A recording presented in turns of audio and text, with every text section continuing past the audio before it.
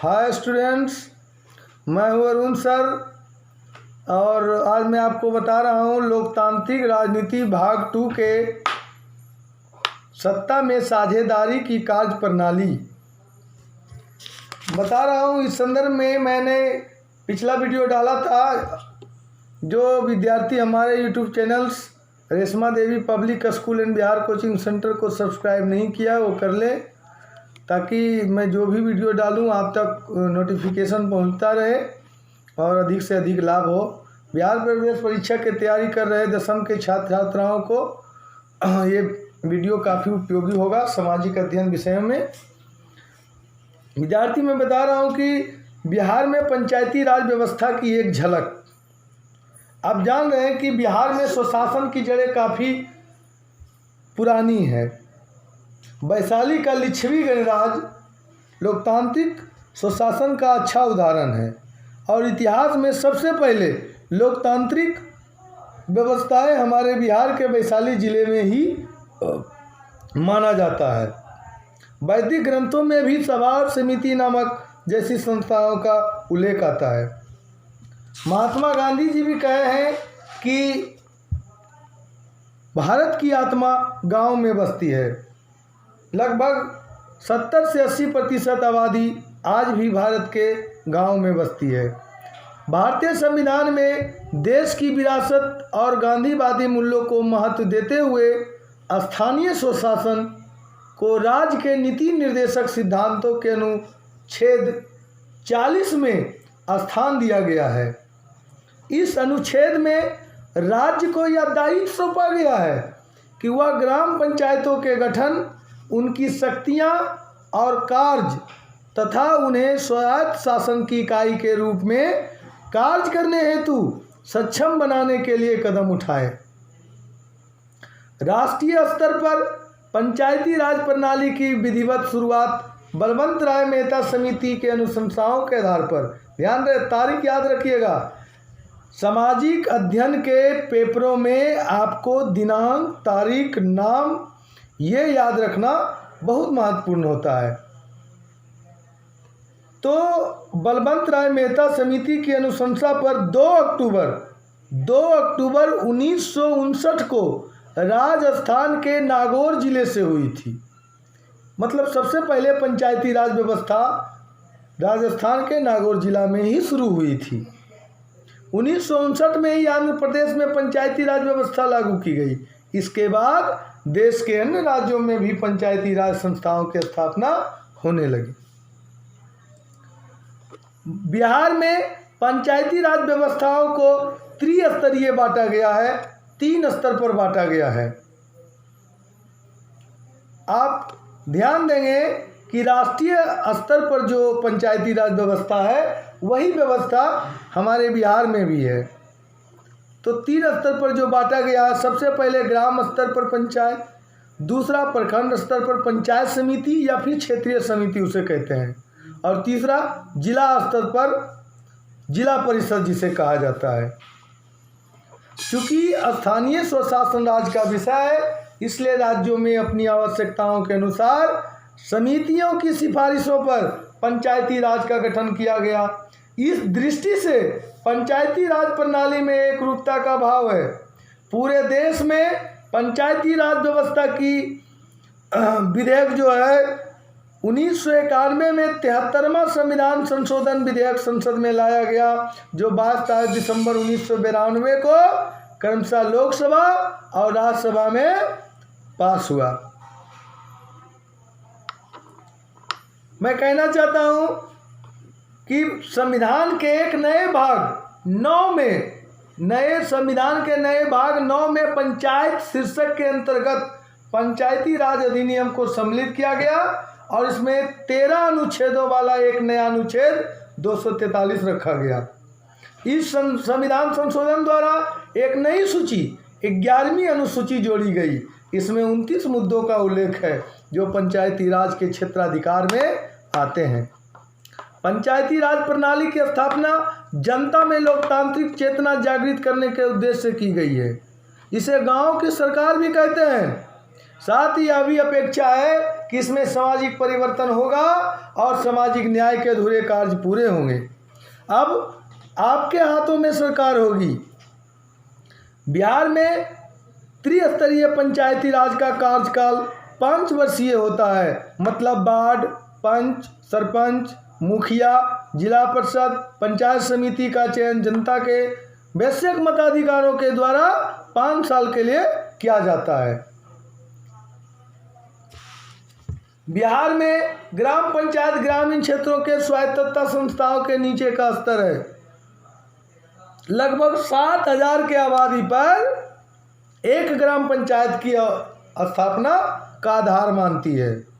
एक पंचायत क्षेत्र लगभग 500 के आबादी पर वार्ड होता है और जिनकी संख्या 15-16 तक होती है। वार्ड सदस्य प्रत्येक मतदाता द्वारा चुने जाते हैं, जिनकी उम्र 18 वर्ष हो, मतदाता सूची में उनका नाम हो। ग्राम पंचायतों का प्रधान मुखिया होता है और इसकी सहायता के लिए एक उपमुखिया का पद सृजित किया गया है।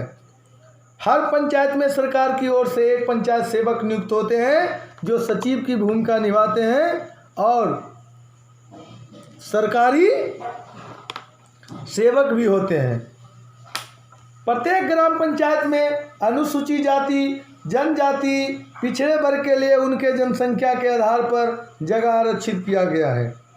बिहार पंचायती राज अधिनियम 2006 के अंतर्गत महिलाओं के लिए संपूर्ण सीटों का 50% आरक्षण का प्रावधान किया गया है सरकारों के द्वारा। ग्राम पंचायत का प्रधान मुखिया होता है। मुखिया या उप मुखिया अपने पद से स्वयं हट सकते हैं या हटाए जा सकते हैं। स्वेच्छा से हटने के लिए उन्हें जिला पंचायती राज पदाधिकारी को त्याग पत्र देना पड़ता है। यदि ग्राम पंचायत के सदस्य 2/3 बहुमत से मुखिया के विरुद्ध अविश्वास प्रस्ताव पारित करे तो मुखिया उप मुखिया अपने पद से हटाए जा सकते हैं। ग्राम पंचायत के समान कार्य क्या होता है?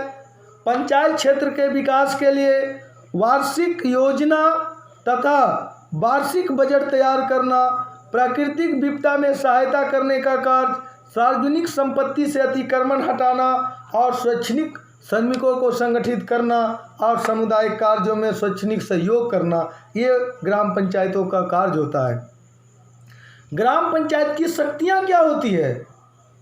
जैसे संपत्ति अर्जित करने, धारण करने, उससे निपटने की तथा उनसे संविदा करने की शक्ति, कारारोपण जैसे जल कर, शिक्षा कर, मेलों हाटों में प्रबंध कर, वाहनों के निबंधन पर फीस, क्षेत्राधिकार में चलाए व्यवसाय नियोजन पर कर, राज्य वित्त आयोग की अनुशंसा पर संचित निधि से सहायक अनुदान प्राप्त करने का अधिकार पंचायतों को होता है।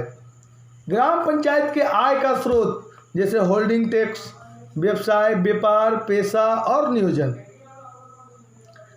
वाहनों का निबंधन, तीर्थ स्थानों, हाटों, मेलों, जलापूर्ति, गलियों, अन्य स्थानों पर प्रकाश, शौचालय और मूत्रालय, इसका फीस और रेंट भी ग्राम पंचायत ले सकती है। राज्य वित्त आयोग की अनुशंसा के आधार पर राज्य सरकार द्वारा पंचायतों के संचित निधि से अनुदान भी दिया जाता है। मैंने पहले ही बताया था, ग्राम पंचायतों के प्रमुख अंग ग्राम सभा, मुखिया, ग्राम रक्षा दल जिसे दलपति भी कहते हैं। हालांकि दलपति की व्यवस्थाएं अब आधुनिक काल में समाप्त कर दी गई है। ग्राम कचहरी। अब एक चीज़ मैं बता दूं कि ग्राम सभा क्या होता है। यह पंचायत की व्यवस्थापिका सभा है। ग्राम पंचायत क्षेत्र में रहने वाले सभी वयस्क स्त्री पुरुष, वयस्क का मतलब होता है जिनकी उम्र 18 वर्ष से अधिक हो, ग्राम सभा के सदस्य होंगे। ग्राम सभा की बैठक वर्ष भर में कम से कम 4 बार होनी चाहिए। मुखिया ग्राम सभा की बैठक बुलाएगा और उसकी अध्यक्षता करेगा। ग्राम रक्षा दल या गांव की पुलिस व्यवस्था है जिसमें 18 से 30 वर्ष की आयु वाले युवक शामिल हो सकते हैं। सुरक्षा दल का एक नेता होता है जिसे दलपति कहते हैं। इसके ऊपर गांव की रक्षा और शांति का उत्तरदायित्व रहता है। ग्राम कचहरी या पंचायत का अदालत है। सबसे निचली अदालत ग्राम कचहरी को कहा जाता है, जिसे न्यायिक कार्य दिए गए हैं। बिहार में ग्राम पंचायत की कार्यपालिका और न्यायपालिका को एक दूसरे से अलग रखा गया है। प्रत्येक ग्राम पंचायत में एक ग्राम कचहरी स्थापित की जाएगी, जिसमें प्रत्यक्ष निर्वाचित एक सरपंच तथा इसमें प्रत्येक 500 की आबादी के हिसाब से निर्वाचित पंच होंगे। इनका कार्यकाल 5 वर्ष का होगा। सरपंच ग्राम कचहरी का प्रभारी होगा। ग्राम कचहरी को दीवानी और फौजदारी दोनों क्षेत्रों में अधिकार प्राप्त दिए गए हैं। सरपंच सभी प्रकार के अधिकतम 10,000 तक के मामलों की सुनवाई कर सकता है, मतलब 10,000 तक जुर्माना लगा सकता है। ग्राम कचहरी में एक न्याय मित्र और एक न्याय सचिव भी होता है। न्याय मित्रों एवं न्याय सचिवों के पदों का निर्माण बिहार सरकार द्वारा किया गया है। न्याय मित्र सरपंच के कार्यों में सहयोग देता है, जबकि न्याय सचिव ग्राम कचहरी के कागजातों को रखता है। दूसरी आते हैं पंचायत समिति। पंचायत समिति पंचायती राज व्यवस्था का दूसरा या मध्य स्तर है। वास्तव में यह ग्राम पंचायत और जिला परिषद के बीच की कड़ी है। बिहार में 5,000 की आबादी पर पंचायत समिति के एक सदस्य को चुने जाने का प्रावधान है। इसके अतिरिक्त पंचायत समिति के क्षेत्र के अंदर आने वाले समिति के प्रमुख का चुनाव अप्रत्यक्ष रीति से किया जाता है।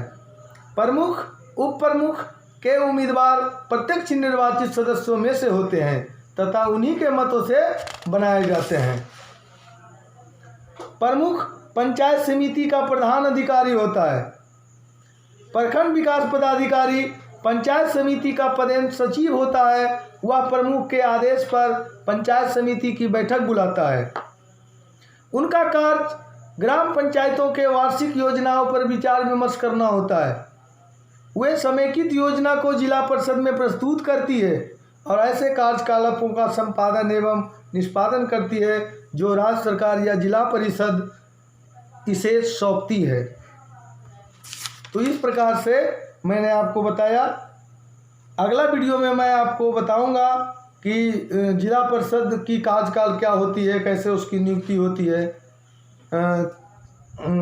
फिलहाल इतना ही। फिर आगे वीडियो के लिए आप हमारे YouTube चैनल शाबाशी रेशमा देवी पब्लिक स्कूल को सब्सक्राइब करें और सामाजिक विज्ञान का अच्छी से अध्ययन करें। जय हिंद।